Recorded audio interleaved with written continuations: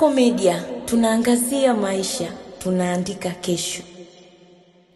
Watu wawili ambao ni ndugu wa damu, kaka na dada, wamehukumiwa kifungo cha miaka 30 na 20 jela baada ya kuishi kama mke na mume na kuzaa mtoto mmoja. Hukumu hiyo imetolewa jana katika mahakama ya wilaya Maswa mkoani Simiyu na hakimu mkazi Aziz Hamis. Washitakiwa hao Musa Shija mwenye umri wa miaka 33 na Holo Shija mwenye umri wa miaka 36 wanadaiwa kutenda kosa kinyume na kifungu cha 158 namba 1B na kifungu cha 160 cha kanuni ya adhabu sura 16 marejeo 2022 kinachohusiana na kuzini na maharimu.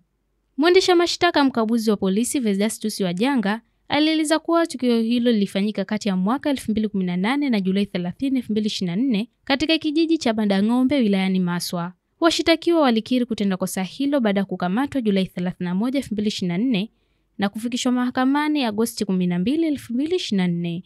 Kwa mujibu wa hukumu, Musa Shija alihukumiwa kifungo cha miaka 30 huku Holo Shija akihukumiwa kifungo cha miaka 20 jela. Nikusihi mtazamaji wa Kasako Media, unaweza kutufuatilia kupitia mitandao mbalimbali ya kijamii ambapo Instagram na Facebook ni Kasako Media.